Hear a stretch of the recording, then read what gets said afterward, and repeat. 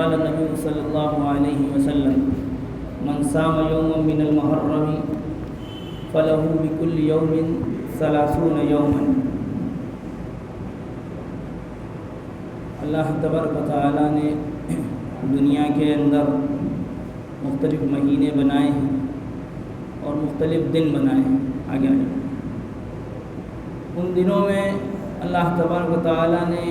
کسی دن کو کسی دن پر فضیلت دی ہے، کسی مہینے کو کسی مہینے پر فضیلت دی ہے، اور کسی مہینے کے دنوں کے اندر روزہ رکھنے کا ثواب اور عبادت کرنے کا ثواب بڑھا دیا ہے، کسی دن کے اندر ان دنوں سے کہیں کم رکھا ہے۔ یہ اللہ تعالیٰ نے فرق رکھے ہیں دنوں کے اعتبار سے۔ اور دنوں میں محترم مہینہ، مہینوں میں بہترین مہینہ وہ تو رمضان ہے، اور دنوں میں بہترین دن وہ رمضان کے دن ہیں۔ چند دن اللہ تبارک و تعالیٰ نے رمضان کے علاوہ بھی ایسے بنائے ہیں جن کو اللہ نے احترام بخشا ہے، جن کو اللہ نے مقام و مرتبہ عطا کیا ہے۔ ان دنوں میں اللہ تبارک و تعالیٰ نے محرم کے دن، 10 محرم کے دن کو بھی رمضان کے دنوں کے بعد اور رمضان کے مہینے کے بعد باقی دنوں پہ سب سے زیادہ فضیلت عطا فرمائی۔ لوگ اس دن کو لوگ منحوس سمجھتے ہیں، اس دن کو لوگ غمی کا دن سمجھتے ہیں، اس دن کو لوگ سمجھتے ہیں کہ اپنے روزگار کو اختیار نہیں کرنا چاہیے، دکانیں نہیں کھولنا چاہیے، اور بھی مختلف چیزیں مسلمانی کلچر میں، اسلامک کلچر میں داخل ہو چکی ہیں، اور وہ صرف اس بنیاد پہ ہے کہ بندہ جو اس کو منحوس سمجھ رہا ہے اس نے اللہ کے رسول صلی اللہ علیہ وسلم کی سیرت نہیں پڑھی، اس نے اللہ کے رسول صلی اللہ علیہ وسلم کی بایوگرافی نہیں پڑھی، اور نہ ہی صحابہ کی زندگیاں پڑھی ہیں، نہ ہی تابعین اور اولیاء کی زندگیاں پڑھی ہیں، نہ ہی اس نے بزرگوں کی زندگیاں پڑھی ہیں۔ اگر اس نے حقیقت میں سچا بڑے پیر صاحب عبد القادر جیلانی رحمۃ اللہ علیہ کا ماننے والا ہے،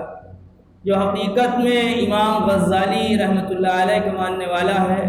جو حقیقت میں نظام الدین اولیاء، معین الدین چشتی اور حضرت فضل الرحمن گنج مراد آبادی اور بختیار کاکی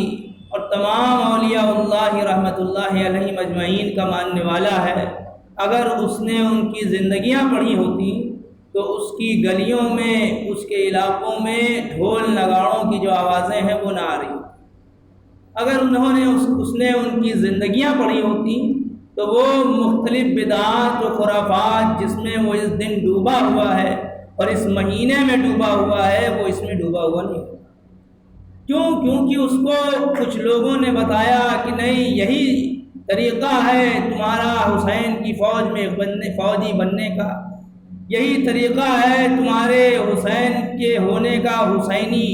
بننے کا، حسینی ثابت ہونے کا، تمہارا یہی طریقہ کچھ لوگوں نے اس کو بتایا،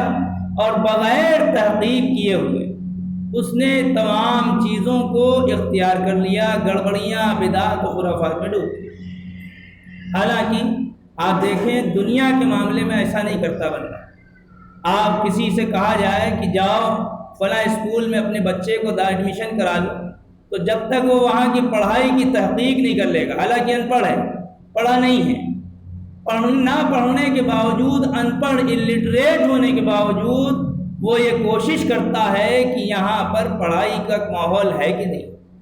یہاں پڑھنے والے بچے ہیں کہ نہیں ہیں، یہاں پڑھانے والیاں یا پڑھانے والے اچھے ہیں کہ نہیں۔ دنیا کے معاملے میں وہ اتنی تحقیق کر رہا ہے،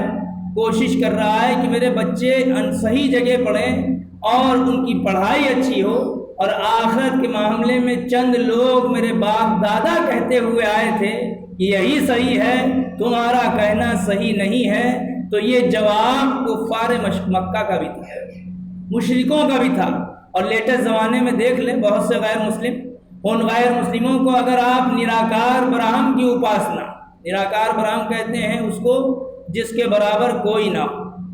جس کے ہم پلہ کوئی نہ ہو،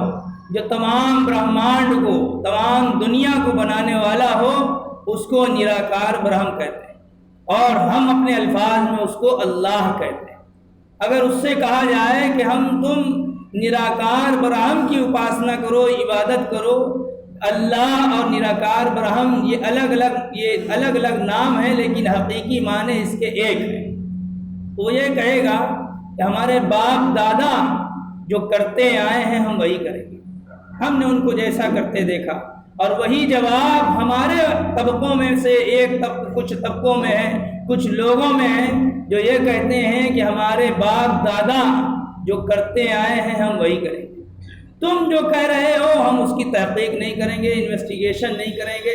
ہم اپنے بچوں کو تو اچھے اسکول ڈھونڈ کے پڑھائیں گے،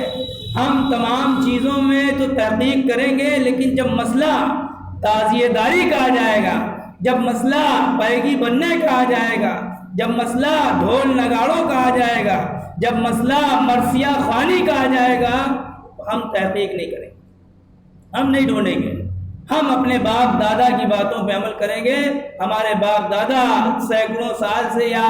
دسیوں سال سے یہ کام کر رہے ہیں، ہم بھی کریں۔ حالانکہ آپ دیکھیں 10 محرم کی کتنی فضیلت ہے، اس ماہ محرم کی کتنی فضیلت ہے۔ اللہ کے رسول صلی اللہ علیہ وسلم کو ہجرت کا جو حکم ہوا ہے اسی مہینے میں ہوا ہے، اور آپ دیکھیں ہجری کا جو سال ہم لوگ 1445 ہجری ہے،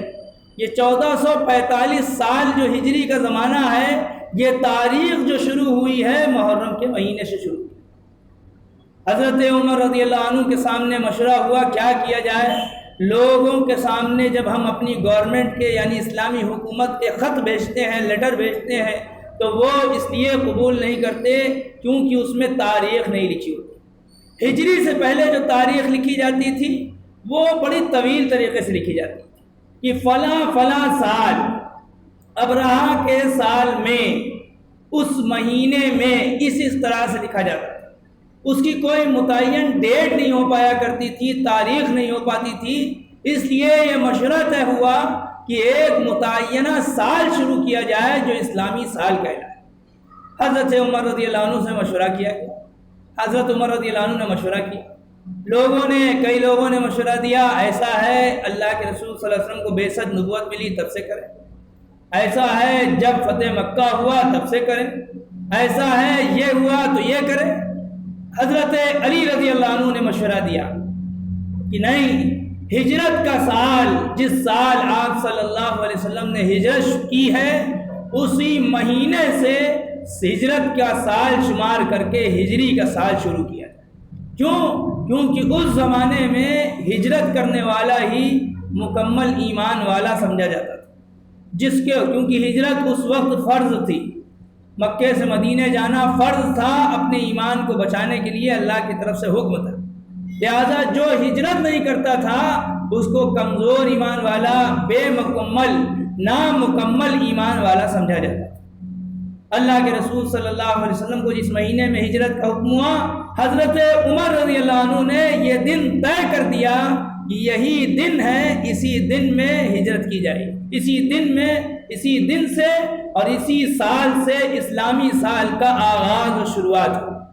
لہذا 1445 سال ہو گئے تقریباً، اور 1445 سال یہ شروعات ہجری کی ہوئی ہجرت کے سال سے، اور ہجرت کب ہوئی؟ ہجرت کا حکم محرم کے مہینے سے۔ یہ تو محرم کے مہینے کی تاریخ۔ رہی بات محرم کے مہینے کی 10ویں تاریخ کے واقعات، اللہ تبارک و تعالیٰ نے اس میں سینکڑوں واقعات خوشی کے پیش کرتے، اور تو اور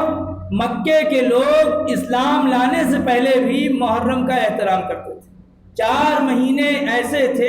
عرب کے اندر جس میں جنگ کرنا ممنوع تھا، کفار ہونے کے باوجود، کافر ہونے کے باوجود، کفار جب تھے یعنی بعثت نبوی نہیں ہوئی ہے، اللہ کے نبی صلی اللہ علیہ وسلم کو نبوت ابھی نہیں ملی ہے، اس کے بعد بھی 4 مہینے ایسے تھے جن 4 مہینوں میں جنگ کرنا پورے عرب میں مشرک لوگ تھے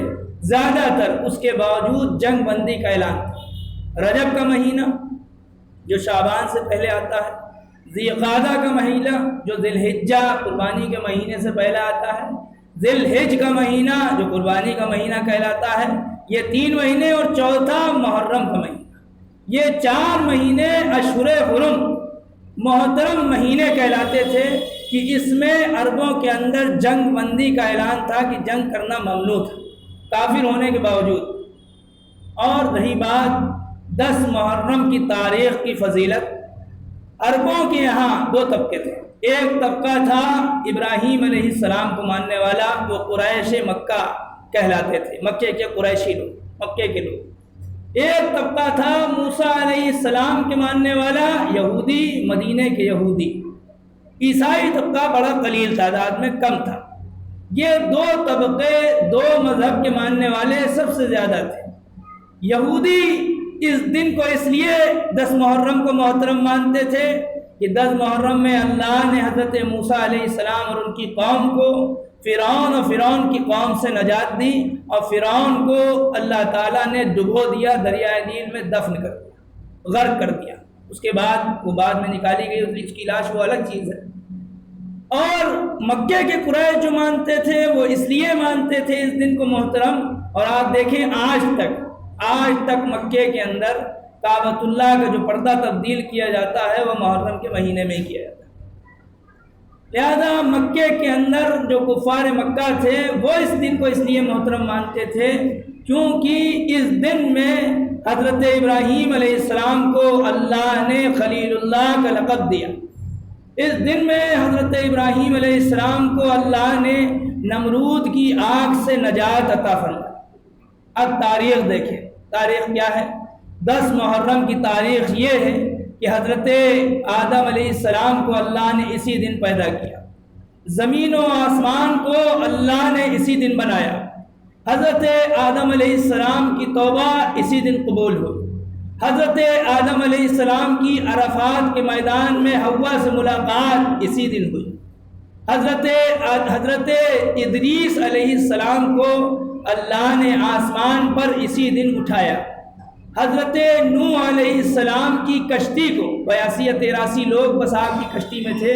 پوری دنیا کے تمام لوگوں کو اللہ نے غرق کر دیا سوائے 82 یا 83 لوگوں کو جو لوگ حضرت نوح کی کشتی میں سوار تھے۔ اللہ نے اس کشتی کو جودی پہاڑ پر کنارے جو لگایا وہ 10 محرم کو لگایا۔ حضرت ابراہیم علیہ السلام کو خلیل اللہ کا لقب 10 محرم کو ملا۔ حضرت ابراہیم کو نمرود کی آگ سے اللہ نے حفاظت کری، بچایا، وہ 10 محرم کو اللہ نے کیا۔ حضرت ایوب علیہ السلام کی ایسی بیماری ہو گئی، ایسی بیماری کہ علاقے کے لوگوں نے آپ کو بے آب و گیا میدان میں، جنگل میں ڈال دیا۔ یہ آزمائش تھی نبی کے ساتھ۔ اللہ نے 10 محرم کو حضرت ایوب علیہ السلام کو شفا عطا فرمائی۔ حضرت یوسف علیہ السلام کو اللہ نے مصر کی حکومت عطا فرمائی۔ حضرت یونس علیہ السلام کو اللہ نے مچھلی کے پیٹ سے 10 محرم کو اللہ نے نکالا۔ حضرت موسیٰ علیہ السلام کو توریت 10 محرم کو اللہ نے دی۔ حضرت موسیٰ علیہ السلام کو اللہ نے موسیٰ کو اور موسیٰ کی قوم کو فرعون کی قوم سے حفاظت کری، اور فرعون کو جو ڈبویا ہے وہ 10 محرم کو ڈبویا۔ حضرت محمد صلی اللہ علیہ وسلم کا نکاح حضرت خدیجہ سے 10 محرم کو ہوا۔ یہ تمام واقعات 10 محرم کو خوشی کے موقع پہ ہوئے ہیں، اور خوشی کے موقع ہیں جس میں اللہ نے بہترین واقعات نبیوں کے ساتھ فرمائے۔ اور اس مہینے کے واقعات وہ الگ ہیں۔ اس مہینے میں حضرت علی کو خلافت نصیب ہوئی، حضرت عثمان کو خلافت ملی، حضرت صفیہ سے اللہ کے رسول صلی اللہ علیہ وسلم کا نکاح ہوا، اور کچھ واقعات پیش آئے۔ اس مہینے میں ہی حضرت عمر رضی اللہ عنہ کی شہادت ہوئی، اسی مہینے میں حضرت حسین کی شہادت ہوئی، لیکن شہادت یہ وہ مرتبہ ہے جو ہر کسی کو نصیب نہیں ہوا، کیونکہ شہید کا خون زمین پہ گرنے سے پہلے اللہ عرش پہ اس کی مغفرت کا فیصلہ کر چکے ہوتے ہیں۔ یہ وہ مرتبہ ہے، یہ نعمت ہے، اور نعمت عظمیٰ ہے، بڑی نعمت ہے جو ہر کسی کو نہیں ملتی۔ وہ بات الگ ہے کہ اگر حسین رضی اللہ عنہ کی شہادت دردناک تھی تو اس سے کہیں زیادہ اللہ کے رسول صلی اللہ علیہ وسلم کے چچا حمزہ کی شہادت اس سے زیادہ دردناک تھی۔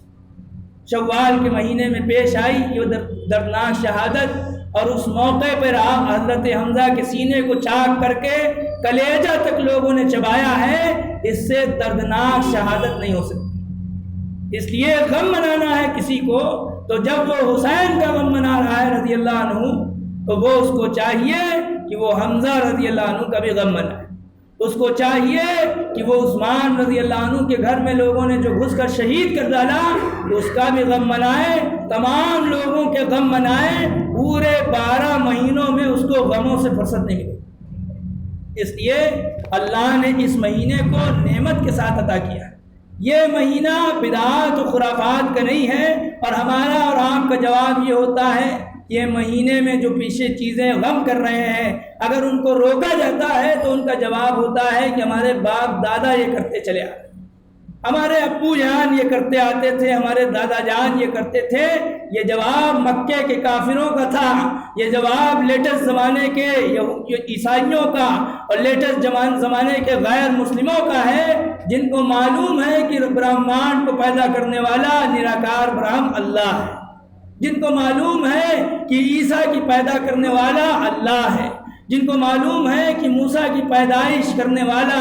موسیٰ کو کوہ طور پہ بلانے والا اللہ ہے۔ اس لیے اللہ نے موقع عنایت فرمایا، اور روایت ہے اس مہینے کے لیے روزے کی، اس 10 محرم کے روزے کی اللہ نے مختلف فضیلتیں رکھی ہیں۔ ایک روایت یہ ہے من صام یوما من المحرم فلہ بکل یوم 30 یوما، طبرانی کبیر کی روایت ہے یہ۔ اللہ کے رسول صلی اللہ علیہ وسلم نے فرمایا کہ جو شخص محرم کے ایک دن کا بھی روزہ رکھے، 10ویں نہیں بلکہ سب پورے مہینے میں ایک دن کا بھی روزہ رکھے، اللہ 30 دنوں کے روزہ رکھنے کا اللہ اس کو اجر عطا فرمائے۔ دوسری روایت میں ہے کہ ابن عباس رضی اللہ عنہ سے روایت ہے کہ قدم رسول اللہ صلی اللہ علیہ وسلم المدینہ،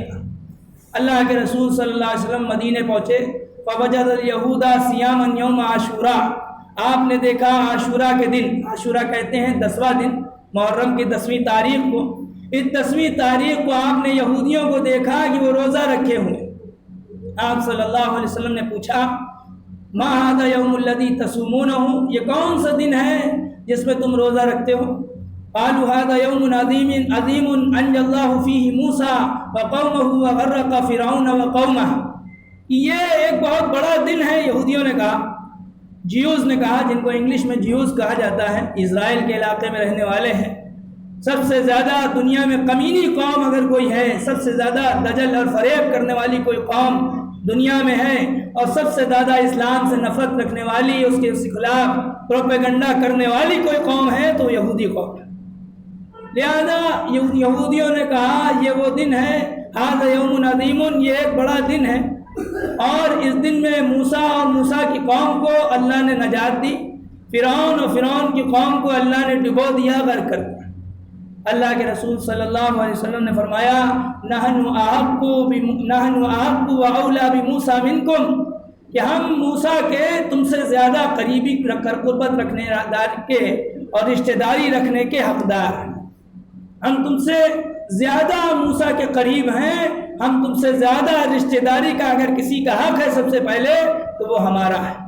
کیوں؟ کیونکہ ہم موسیٰ کو اللہ نہیں بلکہ موسیٰ کو اللہ کا نبی کہتے ہیں، اور تمام انبیاء علیہم السلام ایک دوسرے سے کچھ نہ کچھ نسبت رکھتے ہیں۔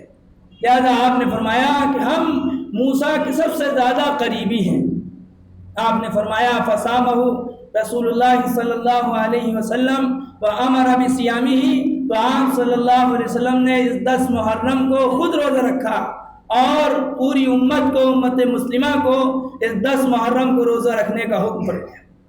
دوسری روایت میں ہے اللہ کے رسول صلی اللہ علیہ وسلم نے فرمایا کہ جو اس 10 محرم کا عاشوراء کا روزہ رکھے تو میں امید رکھتا ہوں کہ گزشتہ سال کے 1 سال کا گناہ اللہ اس کے معاف کر دے گا۔ وہ بات الگ ہے کہ تفصیل ہم پہلے بھی کر چکے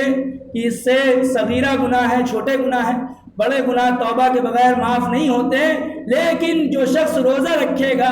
اللہ کے ثواب کی نیت سے رکھ رہا ہے تو خود بخود وہ اللہ کے آگے گڑ گڑائے، خود بخود وہ اللہ کے آگے اپنے گناہوں کو یاد کر کے روئے گا، خود بخود اللہ سے معافی مانگے گا۔ اور یہ رہی بات اس موقع پر پائیگی بننا، اس موقع پر تمام نگاڑے بجانا، اس موقع پر تمام بدعات و خرافات، مرثیہ خوانی اور تمام جو پرچے پڑے جانا، یہ تمام چیزیں جو شامل ہوئی ہیں ہم میں، یہ سب سے زیادہ خوارج نام کا قبیلہ حضرت عثمان و علی کے دور میں شروعات ہوئی اس کی، اور اس خوارج نام کے خوارجی لوگوں نے حضرت عثمان کو شہید کیا، اور سب سے زیادہ اگر کسی کو پریشان کیا خوارج نے، وہ حضرت علی کو، حضرت علی کی ہی فوج میں تھے اور حضرت علی کے ہی پیچھے پڑے تھے، اور بار بار حضرت علی کو گمراہ کرنے کی کوشش کی اور آپ کو شہید کرنے کی بھی کوشش کی، اور آخری لمحے میں دمشق کے کوفہ کے علاقے میں حضرت علی کو شہید کر ڈالا۔ اسی خوارج قبیلے کے لوگ، وہی کوفہ کا علاقہ ہے جس علاقے میں حضرت حسین کی شہادت ہوئی، اسی علاقے میں حضرت حسین کو بھی شہید کروانے کے ذمہ دار وہی لوگ خوارج کے قبیلے ہوئے ہیں، جو ان لوگوں نے حضرت حسین سے کہا آپ آئیے، ہم آپ کے مددگار ہیں، ہم آپ کی مدد کریں گے، اور مدد کرنے کے بہانے سے بلایا، اور جب حکومت کا ڈنڈا پڑا تو ان لوگوں نے اپنے ہاتھ کھڑے کر لیے، بزدلی اختیار کر لی، اور حضرت حسین رضی اللہ عنہ کو بے یار و مددگار، پریشان حال 72 لوگ، قلیل سی تعداد کو بے سر و سامانی کی حالت میں ان لوگوں نے دغا بازی کر کے چھوڑ دی۔ اس کے بعد آپ دیکھیں لیٹسٹ زمانے میں ان کی نسلیں آج بھی ہمارے علاقوں میں موجود ہیں، الفاظ اختیار نہیں کریں گے، لیکن ان کی نسلیں اور انہی کے قبیلے کے ماننے والے لوگ آج بھی ہمارے علاقوں میں موجود ہیں، اور انہی کی نسبت سے کچھ ہمارے ہی لوگ جو حضرت معین الدین چشتی رحمۃ اللہ علیہ کے سچے ماننے والے ہیں، چاہنے والے ہیں، جھوٹے نہیں ہیں، جو حضرت نظام الدین اولیاء رحمۃ اللہ علیہ کے چاہنے والے ہیں، بڑے پیر صاحب عبد القادر جیلانی رحمۃ اللہ علیہ کے چاہنے والے ہیں، سچے ماننے والے ہم کہیں گے، لیکن تھوڑے سے مس گائیڈ ہیں، تھوڑے سے دیکھنے والے نہیں ہیں، تھوڑے سے یہ الفاظ استعمال کرنے والے ہیں کہ جو ہمارے باپ دادا نے کیا وہ ہم کریں گے، حالانکہ اگر وہ بڑے پیر صاحب عبد القادر جیلانی رحمۃ اللہ علیہ کی سیرت بایوگرافی پڑھ لیتے، اگر وہ حضرت نظام الدین اولیاء کی زندگی پڑھ لیتے، حضرت معین الدین چشتی کی، فضل الرحمن گنج مراد آبادی کی، بختیار کاکی کی، بایزید بستامی کی، اور تمام امام غزالی کی، اور تمام اولیاء اللہ رحمۃ اللہ علیہ مجمعین، ہندوستان میں اگر دیکھیں شاہ ولی اللہ کی، شاہ عبد العزیز کی، شیخ احمد سرہندی کی، ان سب کی اگر بایوگرافی پڑھے ہوتے، ان ولیوں کی، ان اللہ کے اولیاء کی، تو زندگی میں جو پائیگی بننے کا سسٹم ہے، نگاڑے بجانے کا سسٹم ہے، بدعات و خرافات کا سسٹم ہے، کبھی نہ پڑھتے، کبھی نہ کرتے۔ اور خود غور کریں، ننگے پیر چلا جا رہا ہے، اللہ کی 5 نمازیں عبادت ہیں، فرض ہیں، یہ ننگے پیر ہی مسجد میں آئے گا، گندے پیروں سے۔ اسلام جبکہ پاکی کا بڑا لحاظ کرتا ہے سب سے زیادہ، اس لیے اگر کسی کو نگاڑے بجانے کا شوق ہے کسی کے انتقال پہ، تو اس کو چاہیے کہ اپنے باپ کی میت پہ بجائے، اس کو چاہیے کہ اپنے رشتہ داروں کے انتقال پہ بجائے، اس کو چاہیے کہ جب وہ تاریخ ہے جس تاریخ میں اس کی ماں کا انتقال ہوا تھا اس موقع پہ بجائے، ایسا نہیں کرے گا۔ اللہ تعالی ہم سب کو عمل کی توفیق عطا فرمائے، اور اللہ کے رسول صلی اللہ علیہ وسلم کے طریقوں کے مطابق شب و روز اور زندگی کا ایک ایک لمحہ اور موت کی آخری سانس عطا فرمائے۔ وآخر دعوانا الحمدللہ۔